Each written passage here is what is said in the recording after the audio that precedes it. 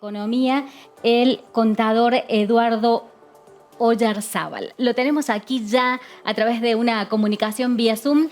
Le damos las buenas noches y le agradecemos, obviamente, licenciado, la posibilidad de compartir y darnos un pantallazo de la situación actual de nuestra economía.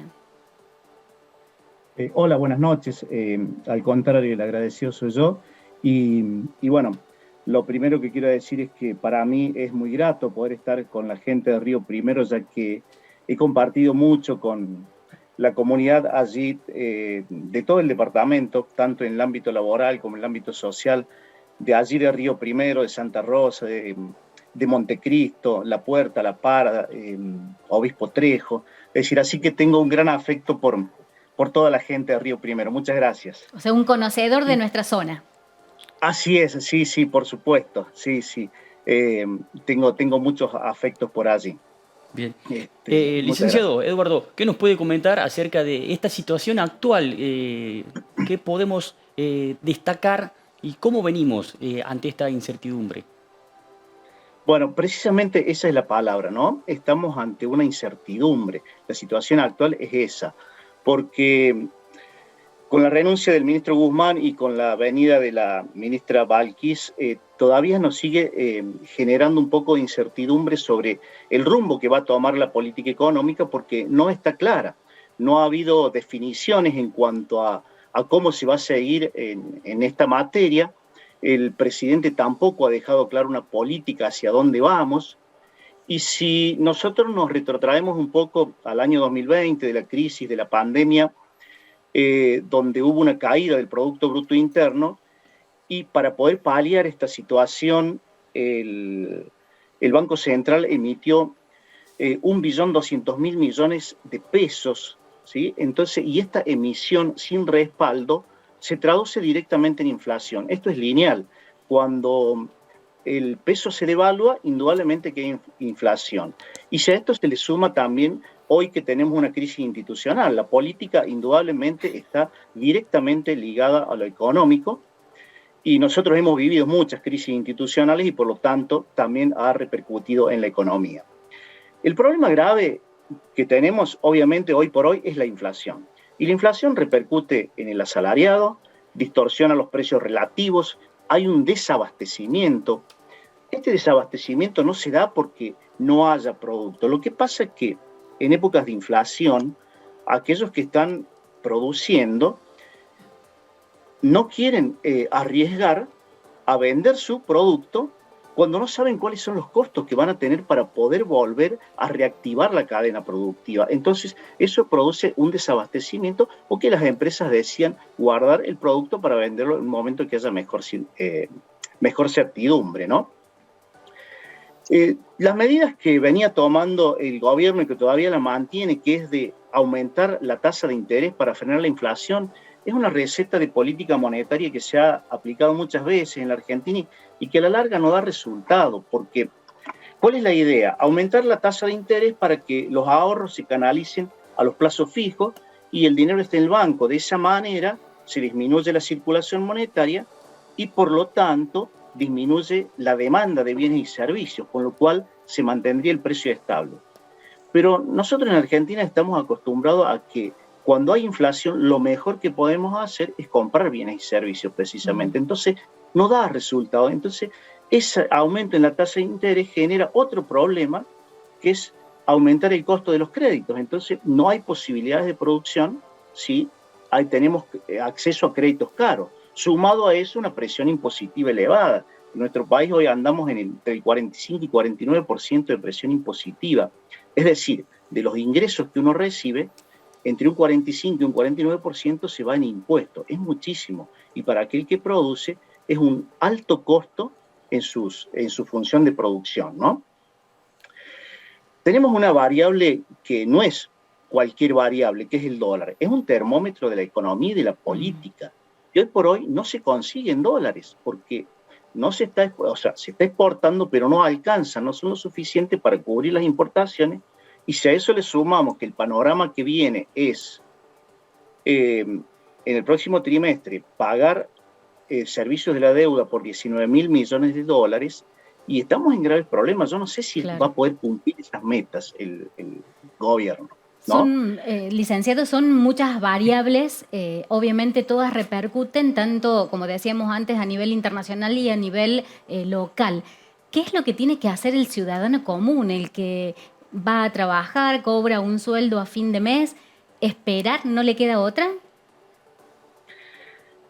Bueno, el ciudadano común, digamos, es el que más problemático está, y sobre todo el asalariado, porque lo que él cobra a fin de mes, a mitad de mes ya le cambió el poder adquisitivo, se le disminuyó. Entonces, por eso es que nosotros vemos que a veces la gente se agolpa en los supermercados comprando bienes y servicios. Sí, Y no le queda otra, es lo mejor que puede hacer.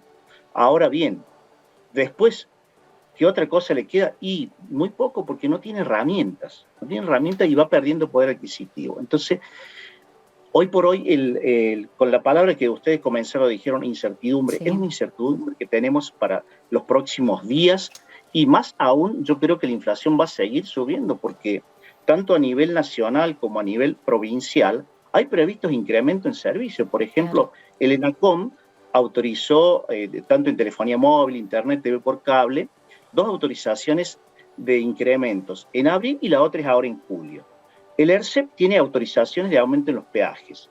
El transporte interurbano, pidió aumento al ERCEP del 57% en las tarifas, porque sus costos no están pudiendo cubrirlos. Aguas Cordobesas tiene pedido un 13% de aumento también para julio. EPEC tiene pedido un 6% de aumento en las tarifas para julio. Todo esto al ERCEP, ¿no?, que es el que va a terminar otorgándolo. Entonces esto repercute directamente en los costos de producción. Claro. Los costos de producción, ¿a dónde van después? Y van al precio final del bien o servicio, y el que termina perdiendo acá es el asalariado. Claro. Además, sumado, Eduardo, el agravante del combustible, el faltante, la escasez a nivel nacional. Bueno, ese es un tema que ha sido recurrente muchas veces en el país, y eso hace que la logística sea mucho más cara, ¿no? Porque aquel que tiene combustible, por una cuestión de oferta y de demanda, lo va a vender mucho más alto. Entonces aumenta el precio de la logística. Si a esto le sumamos lo que le decía, el precio de los peajes, otra cosa más, es un problema. Estamos en un problema. Hoy por hoy muchos agricultores están con problemas para levantar la cosecha por la falta de gasoil. Claro. Licenciado, sabemos que hemos atravesado muchísimas crisis a lo largo de la historia de nuestro país. Como para los más jóvenes, intentar comprender, digamos, y hacer una analogía con alguna de la historia de Argentina, ¿con cuál la podemos comparar? Bueno, como crisis institucional, quizás que nos podamos acercar a la crisis como crisis institucional al 2001. Incluso la caída en el Producto Bruto fue muy similar. La caída en el Producto Bruto del 2020 fue muy similar a lo que pasó en el 2001, la caída del Producto Bruto, digamos, en cuanto a institucional. En cuanto a inflación, creo que nos podemos ir un poco más atrás con la hiperinflación. No hemos llegado a eso, no hemos llegado a una hiperinflación, pero sí percibo esa sensación en la gente como la que había ayer en la hiperinflación de Alfonsín del año 89.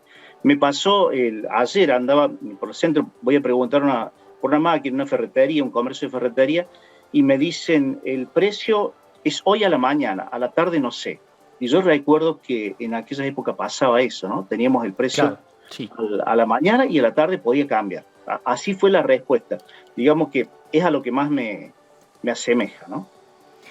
Muy bien, licenciado, hemos tenido con estas consecuencias que usted mencionaba, acomodándonos en estos tiempos de crisis o de diferentes situaciones críticas que ha tenido el país, hemos sabido acomodarnos. Nos acomodamos a las subas del dólar, nos acomodamos a las percepciones, nos acomodamos a la inflación en forma constante. ¿Cuánto tiempo más tenemos o en cuántos meses considera usted que nos vamos a volver a equilibrar o acostumbrar en realidad a esta nueva situación? Y yo no podría asumir un tiempo porque es muy difícil. Acá pasa por una decisión política fundamentalmente. Me parece que hay que lograr un consenso social en serio, no pasa por un consenso.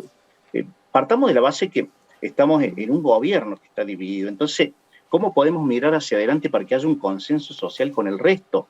de los partidos políticos, empezando por ahí.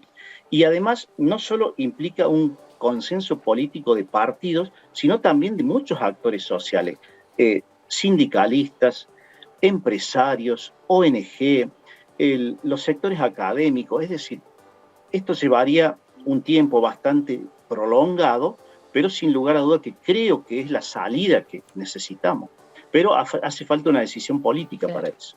Claro. Esperemos que así sea. Agradecemos este tiempo dispuesto para nosotros aquí en Río Primero. Y bueno, seguramente no va a ser ni la primera ni la última vez que vamos a estar convocándolo para que nos dé un poco más de conocimiento y nos analice las situaciones que estamos viviendo y que nos afectan obviamente desde el más chiquito al más grande empresario en nuestro país. Muchísimas gracias. No, al contrario, gracias a ustedes y por supuesto abierto a cuando ustedes lo necesiten, allí estoy. Muchísimas gracias. Muy bien. Totalmente agradecido. ¿Sí? Agradecemos entonces, renovamos el agradecimiento al licenciado Eduardo Oyarzábal, licenciado en Economía y docente del Instituto Superior del Profesorado de Ciencias Económicas, que estuvo aquí en el resumen de noticias. Bien.